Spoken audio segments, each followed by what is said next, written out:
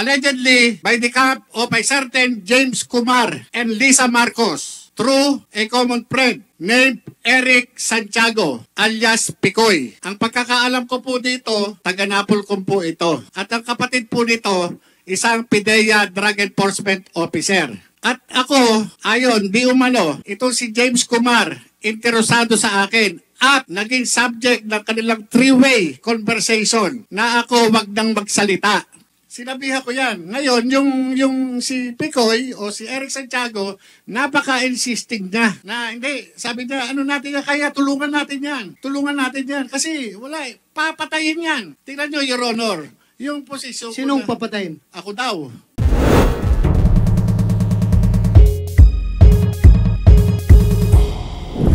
Jonathan Morales, Agent Jonathan Morales. About the halt of operation. Why was the planned operation halted? Ano ba ang mga dahilan na sinabi ni Asik Gadapan? Nagkaroon ba ng proper documentation sa order na ito?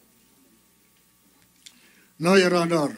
Bali, nalaman ko lang yun. Bali, nung May, bago po ako, bago ako umalis sa papuntang Ilaya, Thailand, nung magkausap kami, allegedly, ang sabi niya, si ES daw po yung nagpa-hold, nung operation na yun. Yun po yung sabi lang niya sa akin. Sinong ES? Si Executive Secretary Ochoa po. Yun po yung... Naniwala ka? DDGO po namin siya. That's pure hearsay. Yun po yung Naniwala sabi ka? niya. Naniwala ka ba? Yun po yung sabi niya sa akin, Your Honor. That's right. That will not stand in court.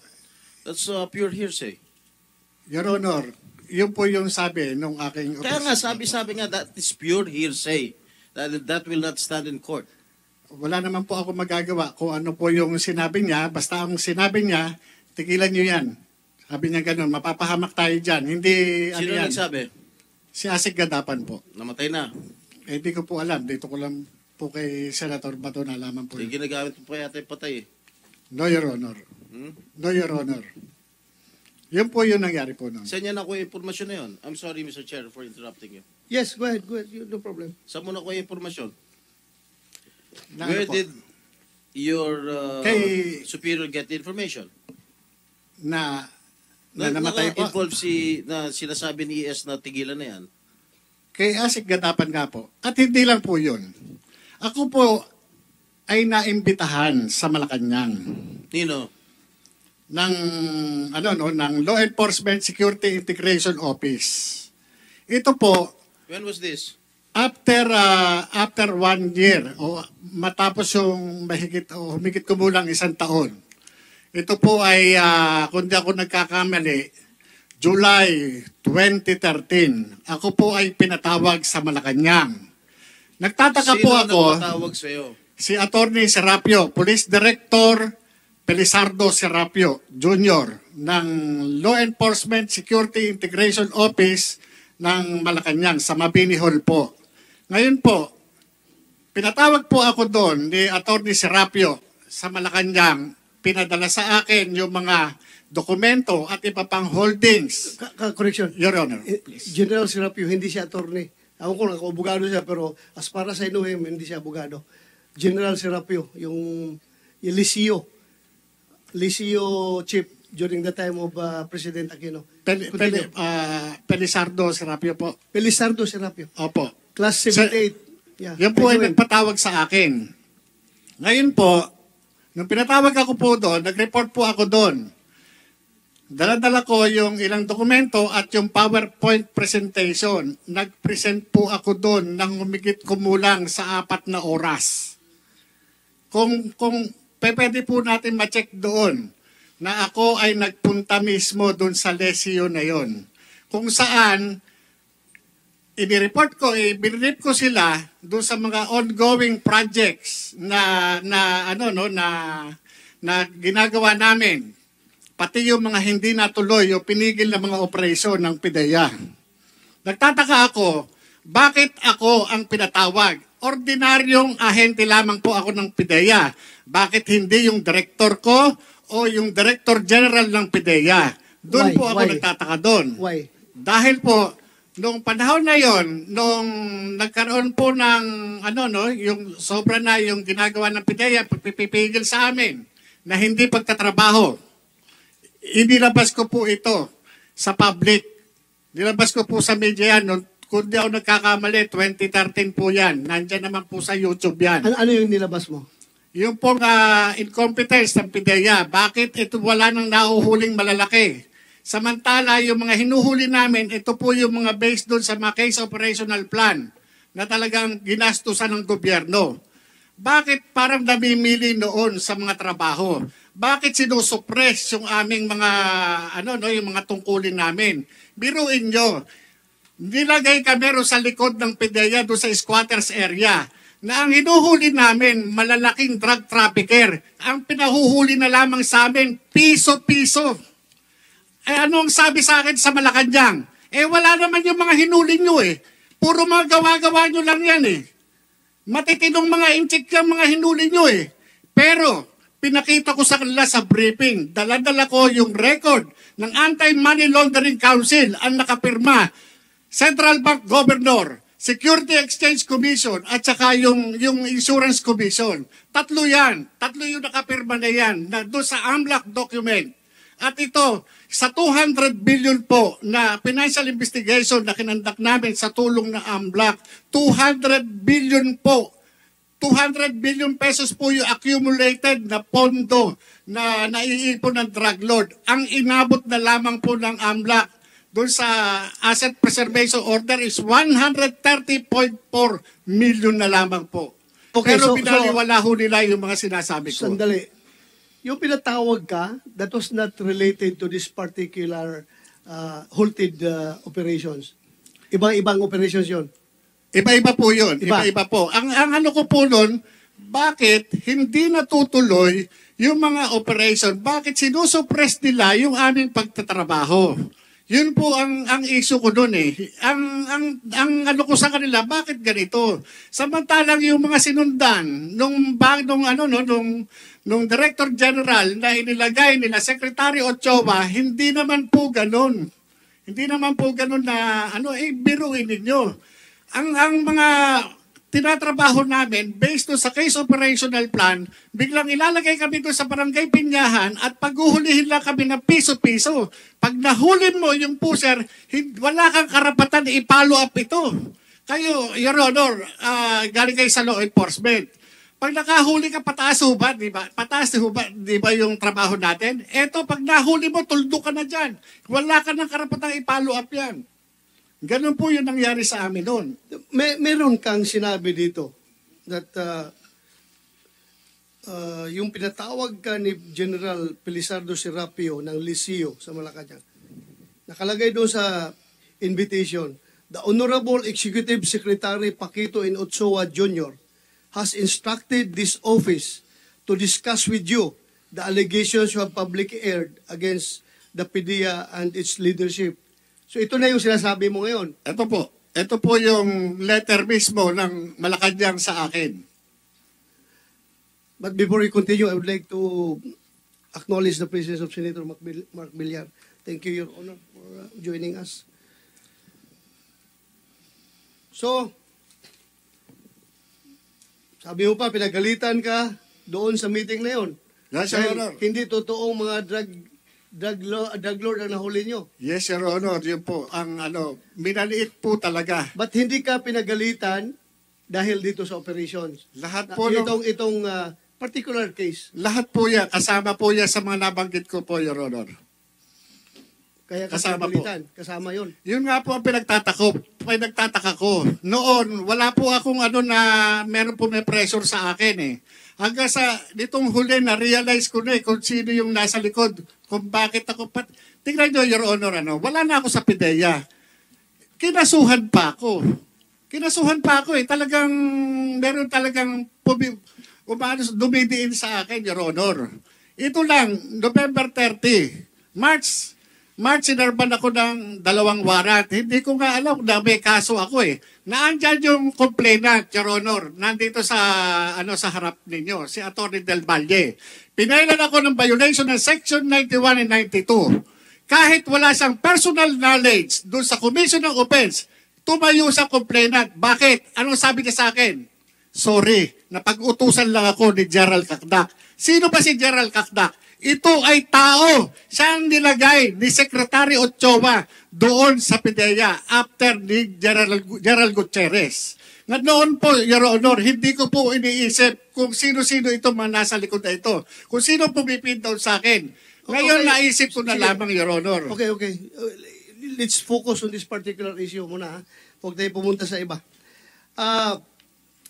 So, kinumpirma mo ba na talagang galing kay former AS Ochoa ang order na ipatigil ang operasyon? Yes, Your Honor. Kasi, yun po ang sabi sa akin ni Asek Gatapan. Wala naman po akong ibang paniniwala, kundi siya mismo na Deputy Director General for Operations ng PIDEA noong mga panahon na yon. Kasi siya po yung Assistant Secretary. Kung hindi pa po ako maniniwala sa kanya, kanino pa po ako maniniwala? Mr. Chair, Thank if you. I may, Go ahead, Senator Jinggoy. who were present in that particular meeting? Ako, tsaka siya. Dalawa lang kayo? Ganun naman po mag-usap dun eh. Nung pinatawag ka sa Malacanang, dalawa lang kayo? Ay, sa Malacanang, Your Honor? Sa Malacanang po, ako, at saka itong si Director Police Director Serapio, at saka yung meron pang doon eh. Meron pa ibang tao, Your Honor. You briefed them that day? Sir, Your Honor? Did you brief them that day? Yes, Your Honor. Ito po yung hindi ko na lang po kung 29 o 30 ako nagpunta, Your Honor. So after the so-called briefing, what happened? Ayun po, at after the briefing, yung nga po, binaliwala nila yung mga sinasabi ko. Sa kabila ng meron naman akong mga ipinakikita na pruweba patungkol doon sa mga tinatanong nila, pero sa kabila noon, wala na silang, sa akin, hindi sila interesado sa mga sinasabi ko, Your Honor. Okay, let me invite your attention, if I may, with the permission of Senator Bongo and Senator Robin Hood Padilla, and of course the Chair. Let me invite you to who you are. Yes, Your Honor. You were admitted in the PNP when? 1993, Your Honor. Exact date.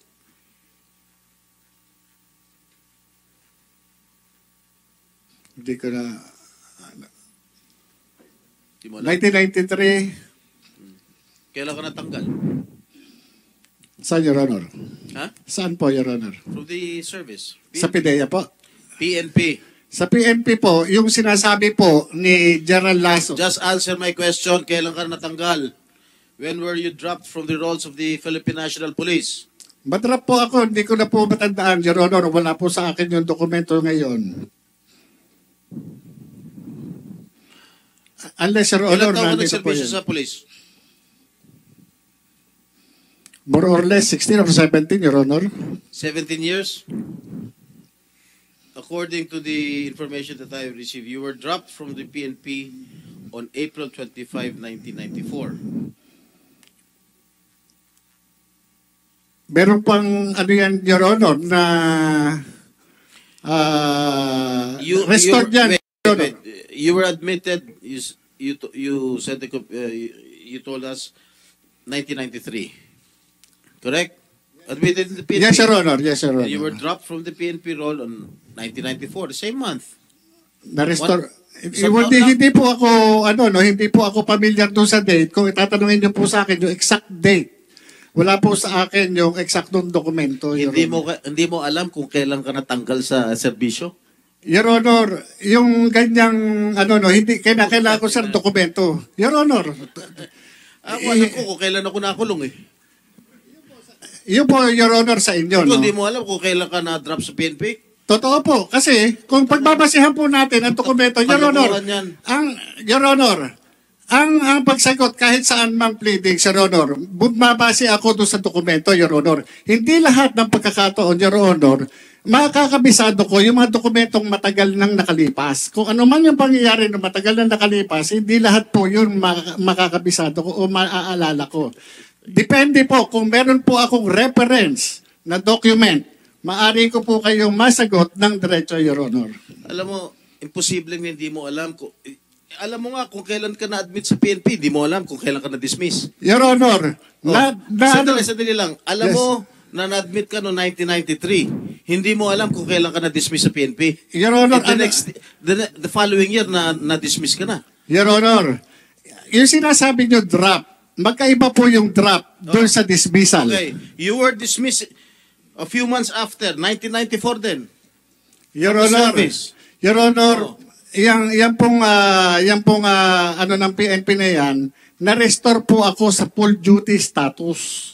Meron naman po yan dyan na kung i-recall ko, ako ay na-restore sa full duty status. May mga ano po yan, may mga dokumento na nandiyan, Your Okay. Honor. Tell me the reason why you were dismissed. Dismiss or drop, Your Honor? Graft. Drop, Your Honor. Hindi ko, Give me the reason why you were dismissed from the service. PNP. nagkasakit po ako noon, yan, Your Honor Yan yung naging basis ko noon. Your Honor, nagkaroon ng misappreciation of facts.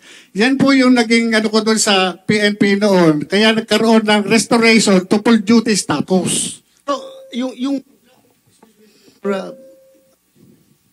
yung dismissal o dropping from roles ay ang kaso mo is awol. Kasi nagkasakit ka? Yes, Your Honor. Yan, na-restore po ako. Na-restore po ako nung panahon na yan. Kaya po ako nakabalik. Your Honor. Okay. You were reinstated 3 years after, December 30, 1997. Am I correct? Yes, Your Honor. Dahil nagkaroon ako ng mga, ano nun, sa PNP rin, Your Honor, ang problema, hindi po sa akin. Dahil ako, nagkaroon ako ng communication sa PNP doon dahil dyan sa, ano na yan, doon sa ginawa nila sa akin. Kaya, na-reconsider yung aking, ano no, yung aking pleading sa kanila, kaya nagkaroon ng restoration sa full duty status ko, Your Honor. And after which, 10 years after, you were suspended from July 1, 2007 to September 2007. Why were you suspended? Yan po yung sa trabaho nun, Your Honor, nung ano, no, parang, kung di ako nagkakamali, Your Honor, yes, sa pleb.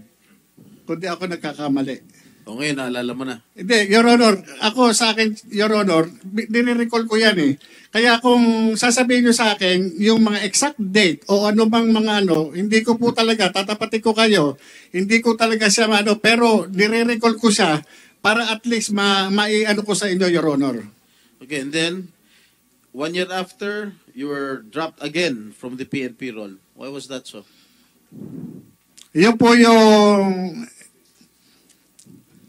hindi ko na po matandaan kung anong nangyari noon, Your Honor, kung ano, no, doon sa sakit o ano man, hindi ko na po matandaan, Your Honor.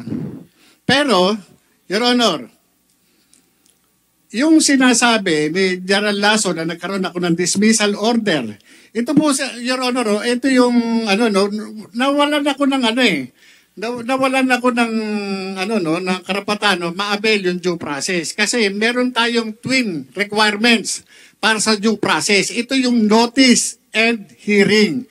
Wala po akong natanggap na kahit anong hearing o notices na ako ay na-pre-charge o meron summary dismissal proceedings. Wala po akong natanggap. Kaya nga, kung ako man, ang PNP, pakitaan ako ng anumang dokumento na nagpapatunay na ako ay nag-file ng anumang pleading para kontrahin yung anumang sinasabi sa akin doon sa pre-charge o anumang summary dismissal proceedings. Wala po Kasi hindi ko po na-avail yung due process na yan. Yung sinasabing ganyan. Dahil nung panahon na yan, nag-re-entry na po ako sa PIDEA ng 2009.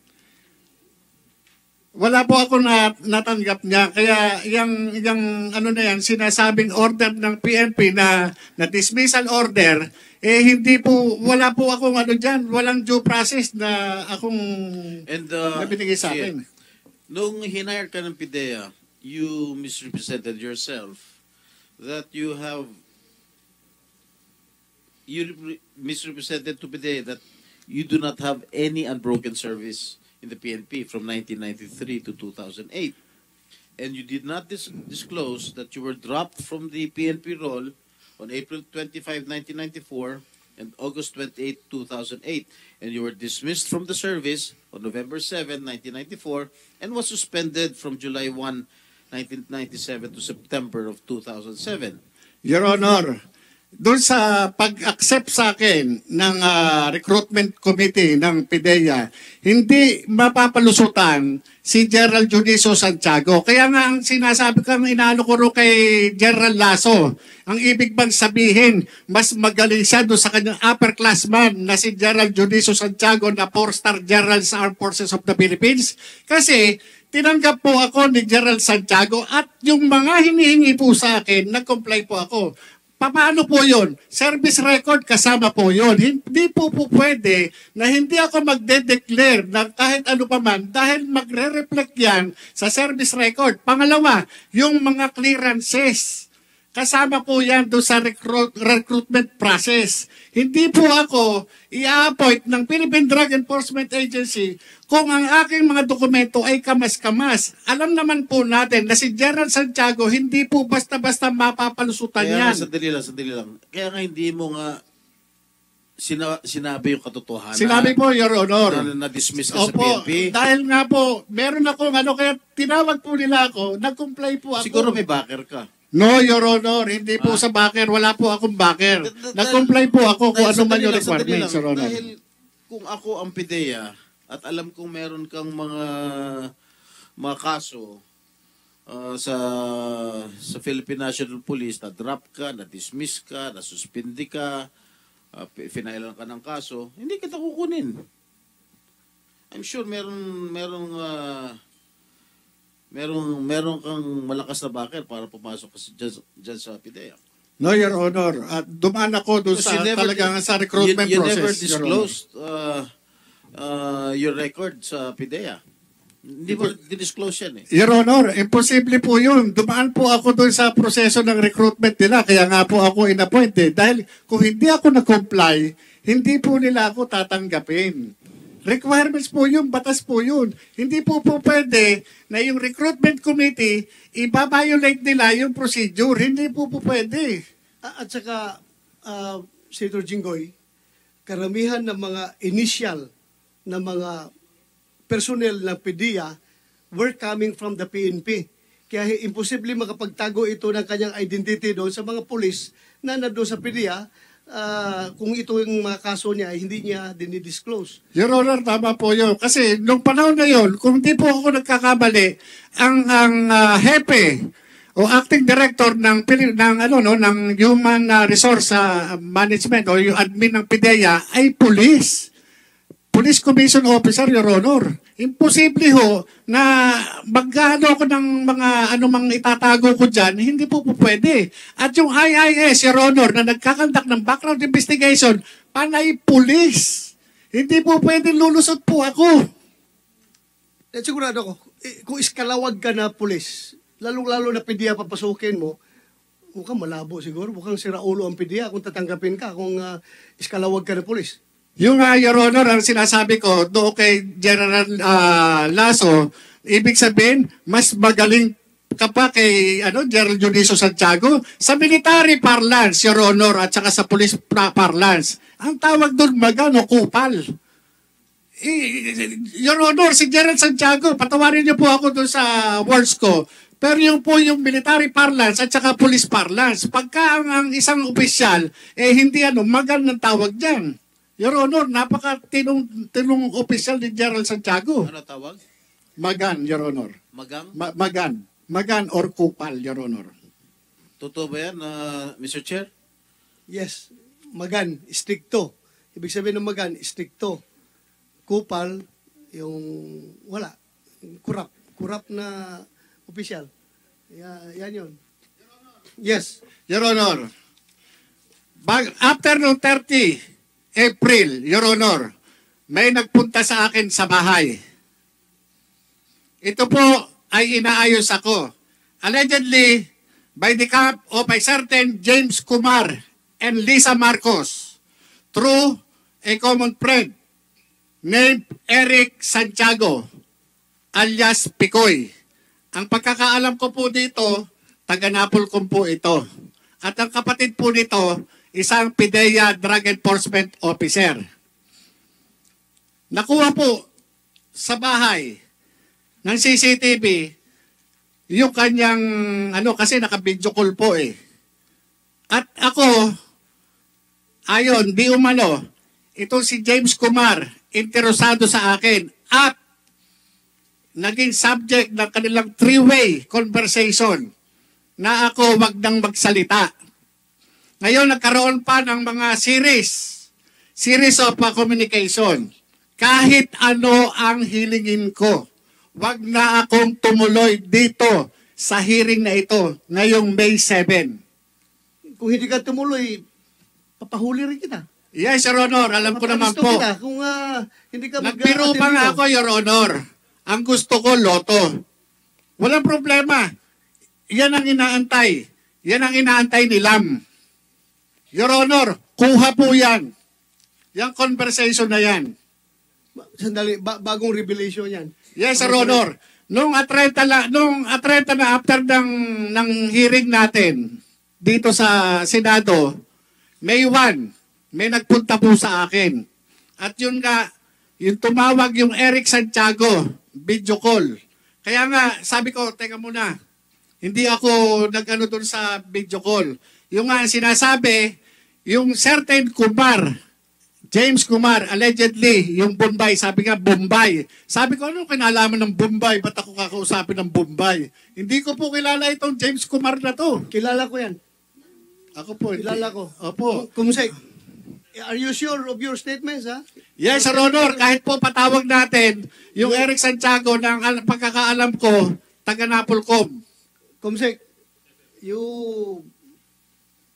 invite James Kumar and yung isa, Eric Santiago. Opo. Tsaka yung isa pa raw kausap, allegedly, ito po, allegedly si Lisa Marcos, ito po yung Lam. Sandali, puro ka allegedly. Sino nakausap Kasi mo? po, yung Eric Santiago po ang nagsasabi. Sinabihan interesado. Opo, sinabihan ako na yung Kumar interesado sa akin. Personal kayo nag-usap o cellphone? Yung po kanyang, yung nagpunta po sa akin, naka-video call po sila. Sino yung nagpunta sa'yo? Si Romy Enriquez po. Romy Enriquez. Kumusay, take note. Pumunta sa'yo, naka-video call. Yes, Sir Honor. Pinadinig niya sa akin. Sinong nagsalita doon sa video call? Yung pong si Eric Santiago. Anong sabi ni Eric Santiago? Ayun, interesado raw sa akin si James Kumar. Ang gusto pa nga, Your Honor, kausapin ako kung saan ko gusto sa labas. Ang sabi ko naman, hindi, dito na lang sa bahay. Dito ako kakausapin. Ngayon, bumalik sa kanya ng usap itong si Picoyo, si Eric Santiago, at sinabi, teka muna, baka raw purtad-tad ng CCTV yung bahay nun. Mahirap. So, na-cover ng CCTV mo yung pagpasok ni yung nagdala ng cellphone, nakakausapin ka? Yes, Sir Honor. Nandun. Andun sa Nakuha CCTV? po, nandun kami sa dining eh. Sa dining po namin, meron po CCTV doon. Kaya capture po. Yeah, palalim ito yung investigasyon na ito. Ang dami ng taong na-involve.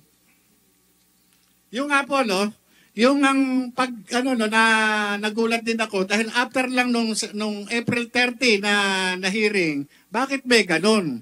Sabi ko, kung ito, So this happened after the hearing? after First hearing po, natin. May 1, bago po ako interviewin ng, ano bang radio station to? Bali, ang interview ko noon, 11:30. So, dumating ito, mga 10, past 10, o 10:25, o 10:30. Ganun po eh. So therefore, nakausap mo si James Kumar? Hindi po. Yun lang yung nagsasabi na ang interesado sa akin, yung James Kumar, at ito yung ako yung naging pag-uusap nila nung nag-uusap sila na three-way. Sino yung three-way? Nag-usap ng three-way? James Kumar, tapos yung isa pa na yung parang Lisa na yun po yung So anong pinarating sa'yo? Yung nga po, wag nang magsalita. Para wag na siya magsalita. Kasi ang mangyayari dyan, papatayin yan. Kaya padre, sabi nga ganun nung kaibigan ko, hindi natin maano kung anong desisyon niya. Kasi yan, nagulat din. Nagulat. Nagulat siya doon sa nangyari. Lumabas yung ano niya, yung trabaho na yan eh. Yun yung ano, pero wala akong papapangako sa iyo. Hindi, sabi pa nga ganun, magiging director ka. Sabi pa nga sa kanyang ganun. Magiging Director ng ano? Director siguro sa gobyerno, Your Honor. Sino magiging director? Ikaw? Yung kausap, yung nagpunta sa amin. Yung kausap Kasi, sabi niya, Sino ikaw yun? Sino? naman, yung Romy Enriquez, si Rono. Romy Enriquez. Ngayon, ikaw naman ang handler dyan eh. Hindi. Sabi niya, hindi ako handler niyan. Yan, may sariling isip yan. Inaano nga niya, eto. Kaya niya, sabi pa nga niya, sinabihan ko yan, padre. Sinabihan ko yan to si Kuya Jonathan na wag nang ano kasi nag-uumpugan yung Duterte at saka Marcos, baka madamay siya. Sinabihan ko yan. Yan po yung word ni Romy Enriquez doon sa CCTV. Sinabihan ko yan. Ngayon, yung si Picoy o si Eric Santiago, napaka-insisting niya. Na hindi, sabi niya, ano natin yan, kaya tulungan natin yan. Tulungan natin yan. Kasi wala eh, papatayin yan. Tingnan nyo, Your Honor, yung posisyon Sinong ko na, papatayin? ako daw.